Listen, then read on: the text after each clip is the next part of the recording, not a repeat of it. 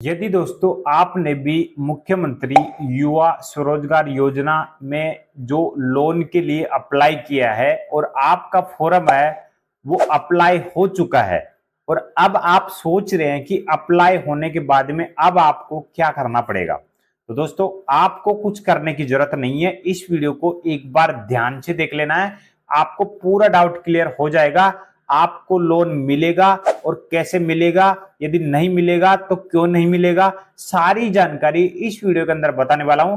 तो आपका फॉर्म भी यदि अप्रूव हुआ है तो आपको क्या क्या डॉक्यूमेंट लगाने हैं ताकि आपका लोन आगे अपने बैंक अकाउंट में ट्रांसफर हो जाए दोस्तों। तो दोस्तों वही जानकारी देखने के लिए वीडियो को पूरा ध्यान से जरूर देख लेना है और यदि आप चैनल पर पहली बार विजिट करें चैनल को सब्सक्राइब कर देना, बेल आइकन प्रेस जरूर कर देना दोस्तों।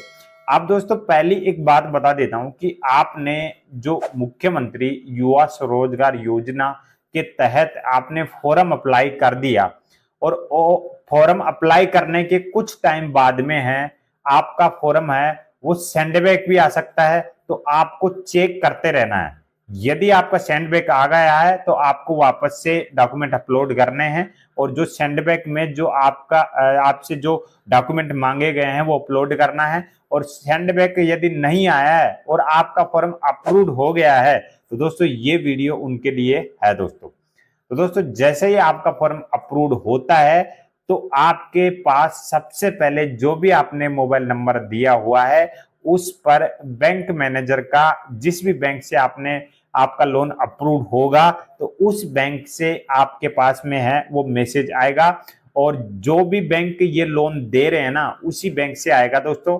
तो आपके पास कॉल आने के बाद में सारी डिटेल उनसे पूछी जाएगी और आपसे जो भी डॉक्यूमेंट मांगेंगे तो वो आपको उनको प्रोवाइड करवाना पड़ेगा दोस्तों। तभी आपका जो लोन है ना वो एक्सेप्ट हो पाएगा, अप्रूव्ड हो पाएगा।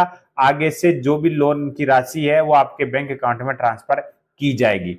अब दोस्तों मैं आपको एक जानकारी दे देता हूं। अब आपकी ख्वाहिश ये हो गई कि क्या क्या डॉक्यूमेंट लगने वाले हैं ताकि है आप उनको पहले से तैयार करके रखें दोस्तों। तो दोस्तों डॉक्यूमेंट की जो लिस्ट है ना वो आपको मैं इस वीडियो में बताने वाला हूं। साइड में आपको दिख भी रही होगी कि आपको क्या क्या चीजें की जरूरत पड़ने वाली है दोस्तों। तो दोस्तों मैं आपको पहली चीज जो डॉक्यूमेंट है तो वो मैं आपको बताऊंगा कि उससे पहले मैं आपको एक जानकारी बता देता हूं। यदि आप लोन के एलिजिबल नहीं है, मतलब आप लोन चुका नहीं सकते, तो आपका लोन है ना जब बैंक मैनेजर आपके पास कॉल करेगा ना तब भी रिजेक्ट कर सकता है दोस्तों।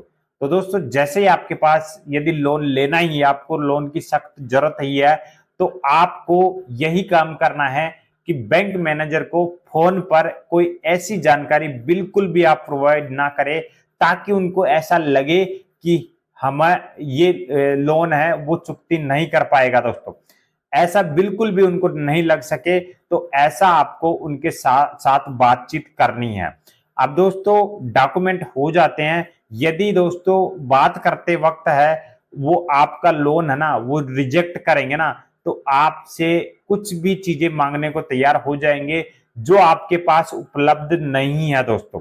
ऐसी ऐसी चीजें की डिमांड करेंगे जो आप उनको प्रोवाइड नहीं करा सकते और आपका लोन है ना वो तभी रिजेक्ट कर देंगे दोस्तों।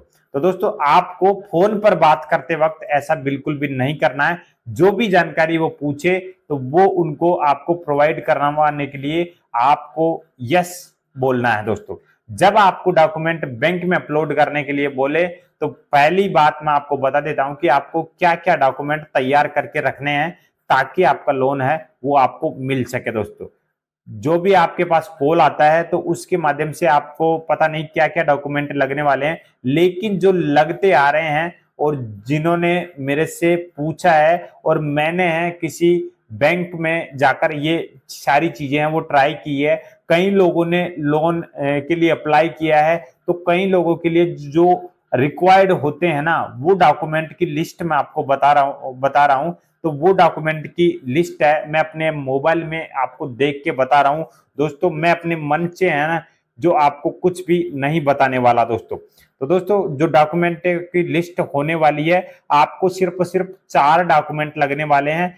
जो आपका जो 3 साल का जो भी है ना, आप जहां पर भी कार्य कर रहे हैं, जिसके लिए आप लोन ले रहे हैं, तो उसका ना आप 3 साल का आईटीआर मतलब जो रिटर्न भर रहे हैं, मतलब जो भी आप जॉब करते हैं, जो भी आपका बिजनेस है, तो उसका 3 साल का आप आरटीआर फाइल आपको करना पड़ेगा।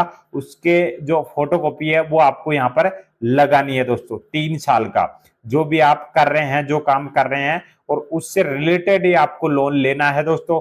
पहले मैं आपको बता देता हूं, जो भी आपने फॉर्म भरा है उससे रिलेटेड है, आपको वो लोन लेना है दोस्तों। अब दोस्तों उसका आरटीआई, और दूसरा है आपका उद्यम आधार, जो दोस्तों आपको काफी झंझट करने की जरूरत नहीं है, 5 मिनट के अंदर है वो बन जाता है। यदि आपके पास उद्यम आधार नहीं है तो आप मुझे कमेंट करके जरूर बताएं, मैं आपको मोबाइल के माध्यम से ही उद्यम आधार बनाना सिखा दूंगा दोस्तों। अब दोस्तों जो तीसरा जो डॉक्यूमेंट हो जाता है वो हो जाता है संस्था आधार। जो भी आपका संस्था है, जिसके भी नाम से आप लोन ले रहे हैं ना, उसका आधार, मतलब ये आधार होता है, ये नहीं कि जो आपका आधार है उसी प्रकार से, नहीं, ऐसा आधार नहीं है। आपका जो संस्था का आधार है, यदि आप एक बिजनेसमैन है और आप लोन लेने की कोशिश कर रहे हैं तो आप समझ गए होंगे। लेकिन दोस्तों कई लोग हैं संस्था आधार के बारे में आपको बिल्कुल नहीं पता है, तो आप मुझे कमेंट करके बताएं, और आप मुझे इंस्टाग्राम पर भी पूछ सकते हैं।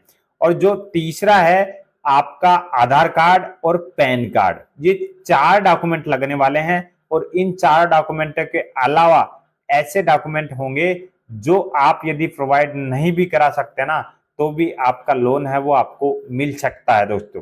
तो दोस्तों मैं ऐसा क्यों बोल रहा हूं, क्योंकि दोस्तों काफी लोग ऐसे भी हैं जिन्होंने फॉर्म तो भर दिया है और उनको ये पता नहीं है कि लोन हमको कैसे मिलेगा। जब हम लोन के लिए एलिजिबल नहीं है तो आपको लोन कैसे मिलेगा। तो दोस्तों उसकी वजह से काफी जो बैंक मैनेजर है वो कॉल आ रहे हैं, तो उनको जो अलग अलग डॉक्यूमेंट है उनकी डिमांड कर रहे हैं। तो आपके बात करने का रवैया आपका बता देगा कि आपका लोन मिलने वाला है या नहीं मिलने वाला दोस्तों। तो दोस्तों इस वीडियो में आपका पूरा डाउट क्लियर हो गया होगा। यदि आप भी मुख्यमंत्री युवा स्वरोजगार योजना के अंदर आपने फॉर्म भरा है और लोन के लिए अप्लाई कर रहे हैं, तो आपको क्या क्या डॉक्यूमेंट लगने वाले हैं, वीडियो में मैंने आपको पूरी जानकारी दे दी है। और यदि आपको लोन मिलेगा तो वो कैसे मिलने वाला है दोस्तों। तो दोस्तों वीडियो में जो जानकारी दी है, यदि आपको थोड़ी सी भी अच्छी लगी तो वीडियो को लाइक करके जाना। Thank you. जय जय भारत।